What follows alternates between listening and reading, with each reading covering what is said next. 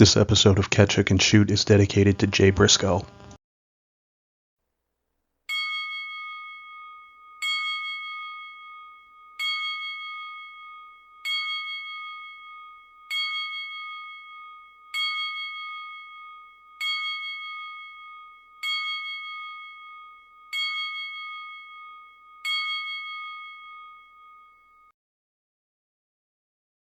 Up to the sky, Christopher Daniels, Frankie Zay, collectively known as SoCal Uncensored or SCU! This is Catch, Hook, and Shoot, the worst podcast I've ever been on.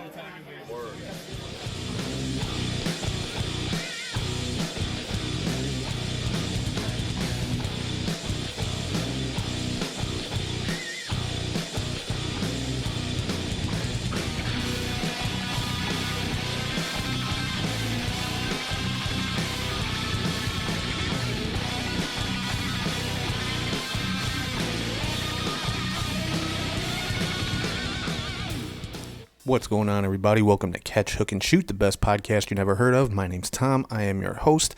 Today is Friday, January the 20th, 2023, if you can believe that. I want to thank everybody for listening, watching, subscribing on YouTube or wherever you get your podcasts from. Just look up Catch, Hook, and Shoot. You'll be able to find the show pretty much anywhere. Head to Linktree/Catch, Hook, Shoot for links to everything about the show, our website, Pro Wrestling Tees store, the YouTube channel, all the podcast platforms, anything else you might need for to know about the show. And if you ever want to shoot us an email, it's catchhookshoot@gmail.com. I want to thank everybody who checked out our comeback show last week. We got quite a number of views on YouTube. Quite a number for us anyway. But definitely thank you to everybody for the support and for checking out the show. So this is our first regular show back. We're still just kind of getting into the groove of things. So, just kind of bear with us. But starting off, not starting off in a great way this week, unfortunately. Just this past Tuesday, Jay Briscoe passed away in a car accident near his home in Delaware. And he had his two young daughters with him, both of whom are in critical condition, and just a horrible accident. And if you follow any wrestling at all on social media, you've seen the outpouring of just love and respect for Jay Briscoe from everybody in the wrestling world. And on a personal note, I mean, you'll see coming up later in the show with the Indie Cut with Charlie G, the video that they recorded for him at Warrior Wrestling 19 last year here in Chicago. And, that just kind of shows you who the Briscoe brothers, both of them, are. And, they just love their fans. I mean, they did not ask for anything in return. They did not have to record that video. Charlie just kind of asked them on the spur of the moment when he was just waiting to meet them, get a chance to talk to them, ask them if they would mind doing a promo for the Indie Cut, and they were happy to do it for him. And I got a chance to talk to both of them after that show, and just two nicer, more humble guys you could never meet. I mean, they don't know me from anybody, but they both took the time to shake my hand, talk to me. I told them, we do the radio broadcast of the show. I told them how much I enjoyed their match, how great I thought the match was, and just had so much fun calling the match. I mean, guys, we got to call a Briscoe Brothers match for the Ring of Honor tag team titles. That was ridiculous for us. That is... I mean, we've had some amazing opportunities with this show, with doing our live broadcasts. I mean, we got to call Madison Rain's last independent match.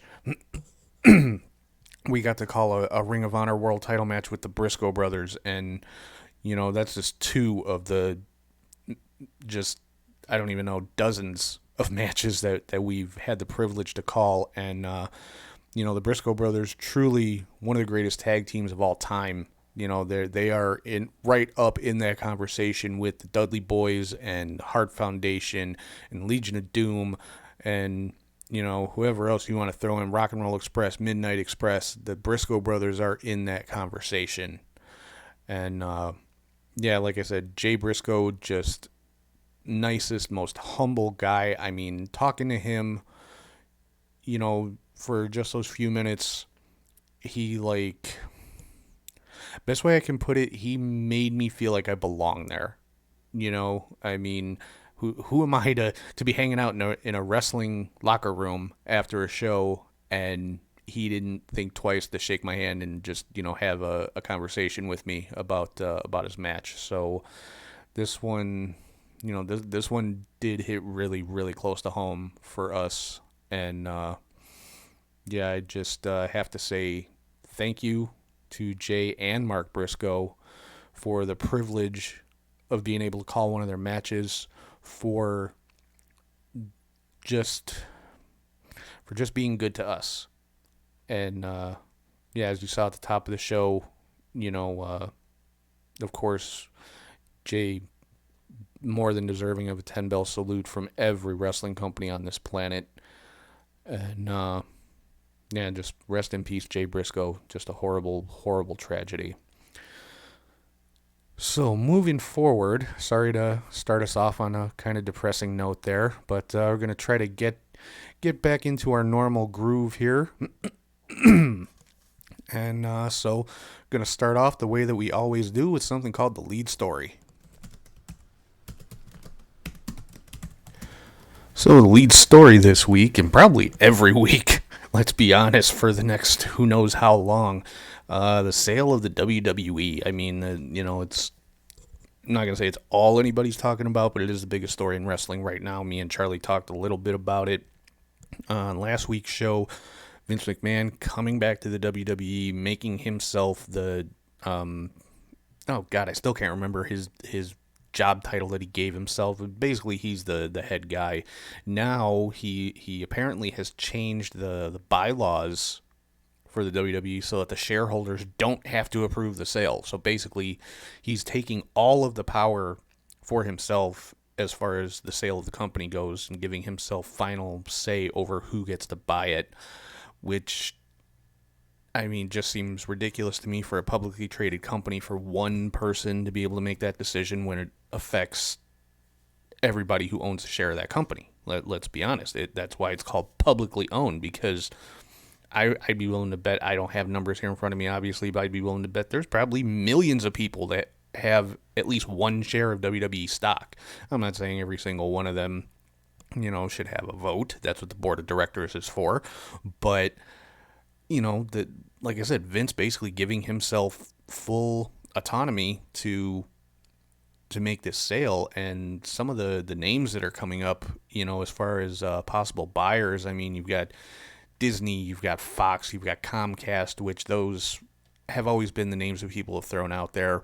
Obviously TV companies, entertainment companies, whatever you want to call them. I mean, none of them are just TV, but and of those, and like I said, me and Charlie kind of touched on this, I think the only one that might do something right with the WWE would be Disney. And the only reason I say that is, look what they've done with Marvel and Star Wars. They turned them into money-making machines. Not that they weren't already, but they just cranked it up to 11. So, Disney might not be the worst place for WWE to end up. Then of course there's also the Saudi Arabia Public Investment Group, which is getting all kinds of heat for that online. It would basically be selling the WWE to the Saudi government. And yeah, people are going to feel what they feel about that. But then an interesting name has popped up in the conversation within the last week, and that is the Khan family. Tony Khan and his father, Shad Khan, obviously owners of AEW, the Jacksonville Jaguars. So I mean, me and Charlie joked about this a little bit on last week's show, because it hadn't come out yet that Tony Khan was interested. But I mean, obviously he's going to be. But and I made a comment when Charlie brought up Tony Khan's name that, remember what happened when Vince bought WCW? It kind of not killed wrestling, but it just kind of plateaued. It got stale. But you know what? I don't think Tony Khan would make that same mistake. If I'm being perfectly honest, I think Tony Khan would keep WWE its own entity. And this is something that Jim Ross talks about in his podcast a lot, that he tried to convince Jim Crockett to do back in the day when Jim Crockett bought out Cowboy Bill Watts for Mid-South, the UWF. Jim Ross kept telling him, keep the company separate and then, do your quote-unquote Super Bowl once a year. I think that's something that Tony Khan is smart enough to do, especially since he's got Jim Ross in his ear as well. But, I could honestly see Tony Khan doing things the right way. He bought Ring of Honor. He didn't just absorb Ring of Honor into AEW. Ring of Honor is still its own company with its own pay-per-views, its own championships. Obviously you see crossover between AEW and Ring of Honor. But like I said, AEW has not absorbed Ring of Honor. I don't think AEW would absorb WWE. WWE is too big of a moneymaker. He wouldn't buy it just to kill it. That you'd have to be the worst businessman in the history of planet Earth to do something like that with a company like WWE. No, I could 100% see Tony Khan buying the WWE, leaving the creative process in place because it's actually working now with Triple H being in charge, and Tony basically, I'm sure he'd have final say over things just like he does in AEW, but Tony being the owner or the CEO, whatever you want to call it, but letting it continue to be WWE. So I'll go on record and say I think I would like to see Tony Khan buy WWE, because then the whole Forbidden Door thing basically goes away. That blows the Forbidden Door off its hinges, because then you'll see. We could potentially see a match at WrestleMania like an AJ Styles and Kenny Omega. Obviously, that match has happened before in Japan, but we could see it on a WrestleMania. We could see the Young Bucks versus the New Day. A match that had been talked about and teased and all that stuff for, going back years on being the Elite. So it could happen. I'm all for that. Any wrestling fan should be all for that. I'm for what is best for the wrestling business and what is best for the wrestling fans. And truthfully, I think what's best for both of those things would probably be Tony Khan buying the WWE. I'm going to get some hate for that, but hey, whatever, Stop just hating AEW simply because it's AEW. Stop hating Tony Khan simply because he owns AEW. And really think about the possibilities it would open up, for wrestlers, for fans. My God, so that's my take on that one. Like it, don't like it. But yeah, so that's it's gonna be an interesting couple months. I know they originally said probably 3 to 6 months is how long it would take for the sale. So it could potentially happen around WrestleMania time. If it's on the shorter end of that. But again, gotta wait and see. Just like with everything else in wrestling, somebody's gonna buy it, and people are going to be unhappy about it. Let's face it. Wrestling fans are never happy about anything. So somebody's going to buy WWE and wrestling fans are going to hate it. And that's just the way it goes. But they're still going to watch. So it's not. I don't think a whole lot's going to change immediately. But so yeah, that's my take on the sale of WWE for this week. So let's keep it rolling right along into the next segment, which is the match of the week. All right, so the match of the week this week comes from AEW Dynamite this past Wednesday, and it is Bryan Danielson versus Bandito. Just an outstanding match. I honestly don't know what else to say about it. Bandito, of course, known for that high-flying lucha style. Bryan Danielson, more the ground-based technician, submission-style wrestler. And these two just tore the house down just an amazing match. Bryan Danielson was the winner of the match. Of course, this was the latest in a series of matches. Basically, Bryan Danielson can't lose until the next AEW pay-per-view, which is when he gets his title shot against MJF for the AEW World Championship. So that was a condition of him getting that title shot, which is going to be a 60-minute Iron Man match. Is that Danielson cannot lose up until that match. And, it doesn't get any easier for him. Next week, he's going to be facing Brian Cage, friend of the show. So, good luck on that one, Bryan Danielson. But, just an outstanding match between Danielson and Bandito. If you have not seen it, go out of your way to watch it. Just an amazing match between two amazing wrestlers.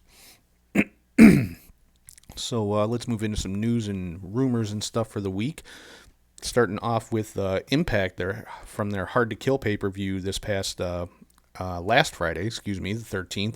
Mickie James, your new Knockouts champion. She was in a match against Jordynne Grace. It was title versus career.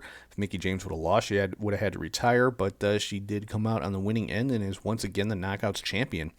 Also saw the return of PCO at Hard to Kill. Came out and basically just beat the hell out of Eddie Edwards, so I'm sure there's a match coming up in our future there. And Frankie Kazarian announced that he has signed a multi-year deal with Impact, so he is no longer with AEW, which, understandable. He wasn't really getting used in AEW, and, obviously he's not ready to step away from the ring yet, so, goes back to pretty much where it all started for him, which was Impact, so we'll have to see what's in store for Frankie Kazarian in Impact.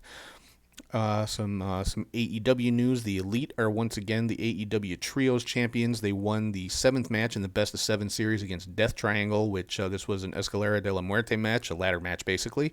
And again, just a phenomenal match between those two teams. I mean, if, high flying and ladder matches and high spots are your thing, yeah, you need to see this match if you haven't yet. Some MLW news. Cesar Duran apparently starting a new company, Azteca Lucha, which I would guess would be something akin to Lucha Underground. We'll have to wait and see on that one. And along the same lines, Lince Dorado is the new MLW middleweight champion, and Duran came out to congratulate him, and that kind of stuff. So it seems like he's trying to get Lince to be part of this new Azteca Lucha company that he's starting up here. Some WWE rumors, some interesting rumors, but of course these, pop up pretty much every year when New Japan contracts come around. WWE apparently interested in Jay White, which, I don't know. I mean, I like Jay White. I just don't know if WWE is the place for him. But with Triple H running things currently, I think Jay White could excel in WWE. Don't know if they'd necessarily start him in NXT or if they'd put him right to the main roster like they did with AJ Styles, but I think either way he could do well. Apparently they are also interested in Tama Tonga and Hikuleo, which both obviously sons of Haku, who is a member of the extended Bloodline family. So that could make for some interesting storylines, because I don't see Tama Tonga falling in line behind Roman Reigns. I call me crazy, Tama doesn't seem like a follower. So I see him, I could very much see him being one trying to supplant Roman Reigns as the quote-unquote head of the table. So could be some interesting stuff going on if there's any truth behind this. So we'll have to wait and see.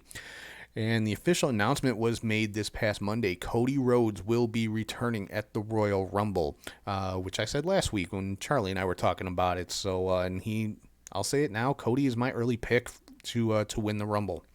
So, but I'll get more into that next week for our Rumble preview show. Coming up, coming up this Monday is Raw's 30th anniversary show. Raw has been on the air for 30 years, guys. That is insane to me. For any show to be on TV for 30 years is crazy, but for a wrestling show, of course, there's going to be all kinds of legends and stuff like that coming back. The one that caught my eye, of course, was The Undertaker, so it would be interesting to see what he's got going on for Raw 30. I'm sure it'll just be an appearance. I mean, we're not going to have an Undertaker match or anything like that. It'd be cool if he chokeslams somebody, though. Not going to lie. We're also going to see a cage match between Becky Lynch and Bayley. Becky kind of talked Bayley into a corner and got her to accept the cage match so that Damage Control can't interfere. So that should be a damn good match though between Becky and Bayley. Bobby Lashley also going to be challenging Austin Theory for the United States Championship. He won a 6-way elimination match this past Monday to become -- 1 contender. And I think Theory's going to hold on to the title. I don't know why, just a feeling I got. I think he's going to somehow, some way come out still the champion. And then some more AEW news coming up later tonight on Rampage. It will be a Jay Briscoe tribute show, which, I mean, of course, that's an obvious decision. And yeah, I saw a lot of people upset online that the Briscoes never got a shot on national TV. Even after Tony Khan purchased Ring of Honor, he wasn't able to get the Briscoes onto Dynamite or Rampage, and that was, mostly the Time Warner people, the people at TBS and TNT. And, let's just say it. It was because of some stupid stuff that Jay said like 10 years ago. And I actually saw some people online, and when I say some, I mean 3. I saw 3 people online, making remarks and just being assholes about this stuff that Jay tweeted in 2013, which he had apologized for and atoned for and made amends for and learned from and grew and opened himself up to people who were different from him and admitted himself it was the dumbest thing he had ever said in his life. And he was, accepted and forgiven by members of the LGBT community who are also professional wrestlers, and some of the same ones who were paying tribute and, showing their love for Jay and support for his family and things like that after the news of his passing came out. So to those 3 people who saw fit to trample on a man's grave literally hours after he passed away, grow up, get a life, maybe read past the headline once in a while and actually learn something, find out about the whole situation rather than just the 4 or 5 words at the top of the page. There's more to read after that typically. So you might want to check that out, because honestly, who is the same person that they were 10 years ago? If you can sit here and tell me you are the same person that you were 10 years ago, either you are lying to me and yourself, or you're just completely doing life wrong. Because that's the whole point of life. Learn, grow, better yourself. So over the course of 10 years, people are going to change. It happens. So to those 3 people, fuck off. Best thing I can say for you. But anyway, so I'm going to let that go for right now. And right now, I am going to throw it over to Charlie G, and he is here with a special edition of the Indie Cut. I don't know if you like podcasts or if you don't like podcasts, but damn it, the Indie Cut with Charlie G. If you don't like podcasts, you're about to like podcasts, go watch the Indie Cut with Charlie G, damn it. It's the finest podcast amongst all podcasts.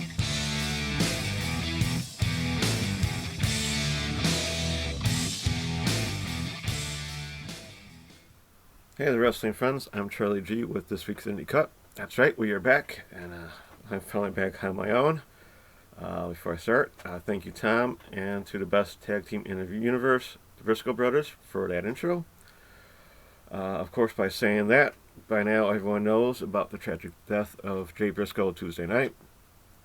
I'm still pretty much in shock, and it still hurts. Though I only met Jay and Mark once, at one time meeting, I remember very fondly.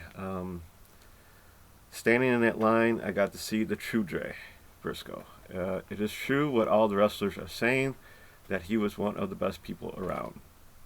The way he interacted with everyone, young and old, was awesome. He was the one I asked. I got up the courage to ask for that intro opening video. Although he didn't say a word, he was happy to do so. I can't thank Jay and Mark enough for it, and I will treasure the moment and video forever. My thoughts and prayers go out to all the Briscoe family and friends at this time, as their battle is just beginning for the recovery. I'm sure Tom went into more detail about what is going on. I hope more people know about Jay Briscoe and the good Jay Briscoe. Yes, he made some mistakes in the past. I believe he overcame all that. He was very sorry for what he said in the past and did. Give him a break, seriously. He didn't mean it. Came off the wrong way. Let it go, and let people enjoy Jay and Mark however you can now. So in saying that, I'll try to move on to the rest of this, and Indie Cut starting with January 7th. GCW Save Me from Talia Hall here in Chicago, Illinois. Fun show. It was on Fight TV. So we start with Cole Radrick defeating Arez, Starboy Charlie defeating ASF for the GCW Tag Team titles. We have Cyclope and Mito Extremo, who are champions, defeating the Bang Bros of August Matthews and Davey Bang. Blake Christian defeated Leon Slater in a tag team hardcore match. Jimmy Lloyd and Joey Janela defeated the One Called Manners and Matthew Justice. Alec Price defeated El Mago, not from a video game, even though he does look like it. Robert Anthony and Rocket. Yep, so Robert Anthony even made it to GCW this time. A 3-on-2 handicap match, Perro and Slade took on Alley Catch, Dark Sheik, and Effie, and it went to a no contest. Then we had Homicide defeating John Wayne Murdoch. And in a tag team match, Matt Tremont and Nick Gage defeated the East-West Express in Jordan Oliver and Nick Wayne. That was a really good match. Over to LA, California, and Pro Wrestling Guerrilla, Battle of LA Day 1, or Night 1. Of course, these are spoilers, so if you want to know the results until the video comes out, mute for a little bit, I guess, or skip ahead. First round matches were Masa Slamovich defeating Alex Shelley, Brian Keith defeating SB Kento, Commander defeating Latigo, Jordan Grace defeating her husband Jonathan Gresham. That had to be fun. Shun Skywalker defeating Aramis. Konsuke Takeshita defeating Michael Oku. Titus Alexander defeating Daniel Garcia by DQ. And then we had a three-way match, Bandito defeating Black Taurus and Vikingo. That had to be one heck of a match there. On to Sunday, January 8th, and Stardom Triangle Derby Night 1. Excuse me there. They had a pre-show Rumble match where Super Strong Stardom Machine won that. Derby 1 match. We have Julia, Mai Sakurai, and Tekla defeating Rina Amikura, Akatatsumi, and Yuko Sakurai. And then we had the Prominence team of Kurumi, Risa Sera, and Susie Suzuki defeating Natsupoi and Tam Nakano and Saki. For the Wonder of Stardom title, champion Saya Kamitani defeated Ami Sarai. I gotta get back into watching Stardom. I don't know these names very well. Then to Tokyo Yoshi Pro, City Circuit Winter. Trish Adora defeating Hyper Sao. Miyu Watanabe and Suzy Suzumi defeating Mihiru Kiru and Maki Ito. Interesting match there. We have the new Stardom Tag Team Champions in the Wasteland War Party of Heidi Howitzer and Max Dempaler defeating Rushu Endo and Yuka Sakazaki. And Shoko Nakajima team with Yuki Aino to defeat Rakuto Satsumi and Yuki Kamufuku. Over to Repro live in London 69. we had Brandon White and Danny Jones defeat Kid Lycos and Kid Lycos 2. For the Red Pro Undisputed British Cruiserweight title, champion Robbie X defeated Luke Jacobs. We had Chuck Mambo and TK Cooper defeating Charlie Sterling and Sean Jackson. And in the main event, of course, Will Ospreay defeated Eddie Dennis. Back here in the States, Pro Wrestling Guerrilla Night 2. Still a first round match because Mike Bailey got a bye, and of course Mike Bailey defeated Jordan Grace. Takeshita defeated Titus Alexander in the second round. Brian Keith defeated Masa Slamovich. Commander defeated Bandito. And Mike Bailey defeated Shun Skywalker. They had a tag match of Black Truce and Latigo defeating Aramis and Ray Horace. Semi-final match of Takeshita defeating Commander and Mike Bailey defeating Brian Keith. And then the surprise of all surprises, the Jericho Appreciation Society of Angelo Parker, Chris Jericho, Daniel Garcia, Matt Menard, and Sammy Guevara, with Anna Jay Kager and Ty Mello defeated Evil Uno, Jonathan Gresham, Kevin Blackwood, Michael Oku, and SB Kento. That had to be fun, and so very surprising that the JAS showed up to BWG. For the final match of LA, Mike Bailey won that, defeating Takeshita. So check that out when you can. On to Monday, January 9th, back to Stardom, Triangle Derby. They had one match. It's on YouTube. They have a nice little show. Natsupoi, Tam Nakano, and Saki won that. To Tuesday, January 10th, Tokyo Osha Pro. Considering their winter shows, Heidi Howitzer, Max Impaler, and Trish Adora defeated Miyu Watanabe, Rika Tatsumi, and Pam Harajuku. And Aruzu Endo teamed with Suzumi to defeat Mizuki and Moko Miyamoto. On to Thursday, January 12th. Skipping way ahead there. We go to Inspire After Dark, Feeding the Black Roses. For the Inspire Pro Purge Prestige title match, champion T-Ray defeated Yu Uemura. For the Inspire Pro Undefinable title match, Will All Day defeated champion The Great Scott to become the champion. And for the Inspire Pro title in a casket match of all things, Rochelle Rose defeated champion Teflon John to become new champion. To Friday, January 13th, excuse me, we had Chicago Style Wrestling season premiere on IWTV. I don't remember all the matches. There was no results anywhere. Come on, Chicago Style. Come on, you kill me here. But I do remember Steve Boz retained his title. And in the main event, it was Jacob Fatu. Yes, that Jacob Fatu took on champion Axel Rico. Yes, he's champion. He retained due to a tag team interference during the match, so it was no contest. The volume was off, and this for the first show on IWTV, they did good, but there's some bugs. And I was also watching other things. But yeah, it was a cool match.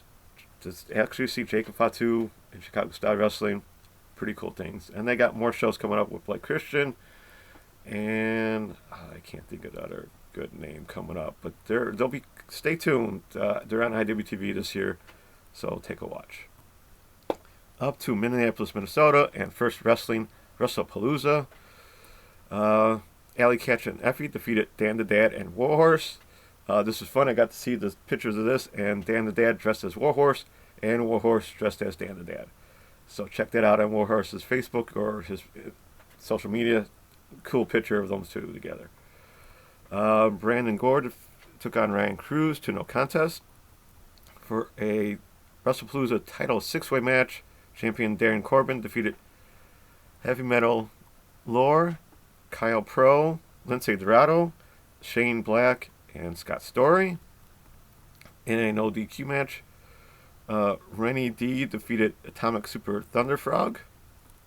In a three-way match, Badger Briggs defeated Brooke Valentine and Free Range Kira. Brian Keith defeated Joey Janela. For the first Wrestling Uptown VFW title, champion Devin Monroe defeated Riley Jackson. And in the main event, it was Commander defeating Ariz, ASF, and Gringo Loco. That had to be a blast right there. We go down to Mexico and CMLL. Yes, they're still around. I'm still going to cover a little bit. We had Averno and Mystico defeating Rocky Romero and Valador Jr. 2 falls to none. And then quickly then after, it was Rocky Romero defeating Valador Jr. So Rocky's actually in Mexico, probably finding some talent for New Japan. On to Saturday, January 14th. New Japan Strong, number 124. David Finlay, Eddie Kingston, and Homicide defeated Bobby Fish, Danny Limelight, and Tom Lawler. And Jeff Cobb defeated Bad Dude Tito. Down to Concord, North Carolina. And Deadlock Pro Wrestling. They had a pay-per-view show. So we had Queen Amanada defeating Jada Stone. JD Drake defeating Eric Royal and Noah Hossman. Colby Carino in probably one of his last few indie matches, defeating Kevin Koo. And for the Deadlock Pro Wrestling World's title, champion Lucky Ali defeated SB Kento. Back here in Chicago for Freelance Any Given Saturday on IWTV. Six-way scramble match. Craig Mitchell defeated Bucky Collins, Connor Hopkins, David Ali, Evan Greenaway, and sorta incredible Iverson. Pretty cool. We had for the NWA Junior title, champion Kerry Morton defeated GPA. Storm Grayson defeated Effie and Trevor Outlaw. Kylie Ray, our friend, defeated Rachel Rose. For the Freelance Tag titles, August Matthews and Davey Bang retained against Jesse V and Mark Wheeler. And a three-way match, Heather Monroe defeated Blair Onyx and Free Range Kara. And for the Freelance World title, champion Robert Anthony, with that clown in his corner, defeated the legendary Ricky Morton.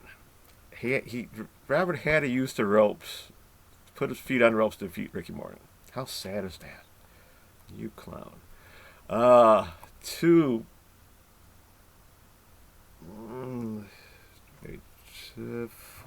the 14th. Yeah, Big Lucha and their Black Paradise show down in Mexico. Were for the Big Lucha World title, Emperador Azteca defeated champion Bandito. Of course, that is Bandito's promotion, so he put someone over. To Sunday, January 15th, on Tokyo Joshi Pro, and they have a Princess Max Heart tournament. I'll just go through the winners. This is day one. We had Shira Nagano and Moko Miyamoto win. Relia Saki Akai and Yuki Arai won their match. And Maki Ito and Miyo Yamashita won theirs. To Stardom, Triangle Derby, day two. Let's just go with the winners here. Azumi Saikamatani and Utami Hayashita won theirs match. Ruaka Starlight Kid and Ruka Yumasaki won theirs. Himeka, Maika, and Lady C won. So Lady C is actually kind of winning there. We had the team of Prominence. Kurumi, Ryusasera, and Susie Suzuki won their match. And then Momo Watanabe, Natsuka Tora, and Saki Kishima defeated Julia, Maya Sakurai, and Tekla. Back here in the States, and we have Garden State Pro Wrestling Duality on YouTube, so check that out if you can. Let's go with the Garden State Tag Team Title Tournament second round match. Charlie Tiger and Ellis Taylor defeated Akira and Masaslamovich. For their open weight title, champion Alan Angels defeated Alec Price. In a four-way match, Marcus Mathers defeated Ali Catch, Hunter Drake, and Jordan Oliver. For their second round match for the tag team titles, Balian Aki and Mei Saruga, pretty cool there, defeated Janai Kai and Yoya. And then for their open weight title contendership match, Robert Martyr defeated Titus Alexander. To Mesa, Arizona, and United Wrestling Network Red Carpet Rumble for their tag team titles.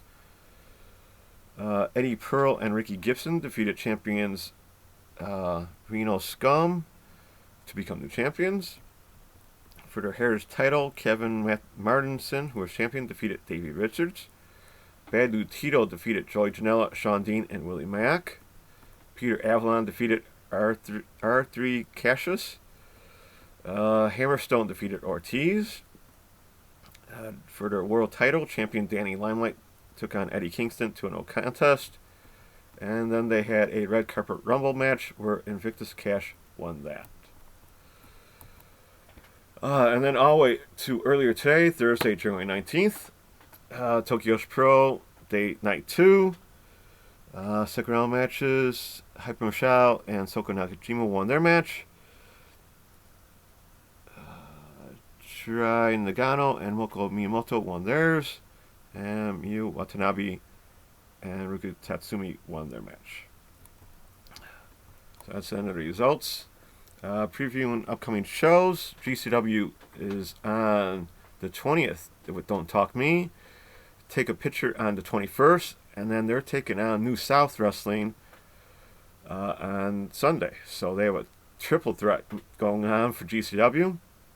Check that out all on Fight Plus. Prestige Wrestling is holding Vendetta on IWTV January 21st. We have the Great Muta Final Bye-Bye show on the 22nd. That is also on Fight TV pay-per-view. And then Gali Lucha versus Big Lucha is on the 22nd on Pro Wrestling TV app, 5:30 Central Time, and that's for $9.99. And finally, the reason I'm wearing this shirt, we have Warrior Wrestling 27 on the 21st for $19.99 on the Pro Wrestling TV app at 6 p.m. Central Time as they are in the Bendix Arena again. Sorry, we are not going to make the show. I wish I could be there to be part of the audience and the crew, especially at this time, for a little healing process, especially, since the Briscoes were at Warrior Wrestling before. So it'd be good to be around wrestling community at this time. It's all good. We should be there in February. So I will go over the card with a little predictions as fast as I can. The card is now on my screen if you're watching on YouTube. Christopher Daniels takes on Eli Knight. I'm going to go with Daniels here. He's a longtime veteran and Chicago kind of guy, so I'll go with Daniels here. We have the Bang Bros, August Matthews and Davey Bang, taking on the Abomination Rainbow-haired clown of Storm. It's Frank the Clown, as Val Capone put, the Rainbow-haired Abomination, and his team is Storm Grayson and Trevor Outlaw. I'm going to have them win by some dastardly underhanded thing he'll do. Then we have Max Impaler versus 2D Lynn. Max Impaler for the win here. Warhorse taking on Calvin Tankman, who's also part of the Clowns group now. I'm going to have to go here with Tankman for that. Same reason. We have Beastman and Brian Pillman Jr. This one's a toss-up as they're both kind of friends of us. I'll go with Brian Pillman Jr. here for the win. I just think I'll just go with that. Then we have Takeshita taking on Zachary Wentz. This one should be fun, and I'll go with Takeshita to win this. Queen Amanada versus Kylie Ray. Come on, Kylie Ray for the win. And then for the Warrior Wrestling Lucha Championship and the AAA Mega Championship, winner take all. Some of you might know Sam Adonis had to give up the title. So it is Vikingo versus Ray Horse versus Flamina. This one should be awesome. Not on the live telecast, so check that out when it comes out online. The winner, Vikingo. I don't think he'll win I don't think he'll lose the AAA championship. And then he's already set to return in February, so Vikingo for the win. And then for the Warrior Wrestling Championship, champion Casey Navarro, who I think is with Frank the Clown, but I'm not positive, taking on Buddy Matthews. I think this will be an awesome match, and I'll go with KC for the win. So, yeah, that's wrap for me until next time, which will probably be the Royal Rumble preview show that we're going to do. Thank you for watching or listening. Good to be back doing the show once again. Been a hard week. Lost actually quite a bit of sleep after Tuesday night, but yeah, thank you again for watching or listening. If anyone wants to certain results read on the show, email the show, and I would be happy to do so. So, until next time, take care, keep safe, be kind to everyone, and enjoy your wrestling. God bless you, Jay Briscoe. You are the best, no matter what anyone says. All right, thank you very much, Charlie, and yeah, welcome back. Glad to be back doing the show. Glad to have Charlie back doing the indie cut. Yeah, Charlie had some great words about Jay Briscoe, and yeah, just, you know, same way we started off the show. That's how we're gonna end it here. This is pretty much gonna wrap us up. A little bit of an abbreviated edition of the show. Like I said, we're getting back into it here, but yeah, once again, rest in peace to Jay Briscoe. Just incredibly kind, humble, a family man, and one of the best tag team wrestlers ever in the game, bar none. So obviously, thoughts and prayers and any other type of good energy, good vibes to the Briscoe family, to Jay's wife, to his children, to Mark, whose birthday just passed. I can't even imagine. You know, I mean, the Jay and Mark, as close as two brothers could ever possibly be. I can't even begin to imagine what Mark is going through. I can't imagine what Jay's wife is going through, or his kids. I mean, it's a huge loss to so many people, and you know, I'm excited to see the tribute show tonight on AEW Rampage. I know Tony Khan is going to do it right, and I'm sure, you know, the same way he did the tribute show for Brody Lee, I'm sure it is going to be a very, very special night. So make sure you check out Rampage, and have a good thought for Jay Briscoe and for his family, for his brother Mark, for his wife, for his kids, and yeah, just you know, make sure, tell the people that are important to you. Tell them you love them. Give them an extra hug, because you never know. You just never know. So with that, we're going to wrap things up. Again, I want to thank everybody for watching or listening wherever you get your podcasts, YouTube, Spotify, pretty much any platform. Head to Linktree/CatchHookShoot to find our website, social media pages, YouTube channel, all the podcast platforms, Pro Wrestling Tees store. Links to everything are all right there. That's Linktree/CatchHookShoot. If you ever want to shoot us an email, it's catchhookshoot@gmail.com. Thank you again to everybody. Thank you to Charlie. Hope everybody has a great week, and we will talk to you guys soon.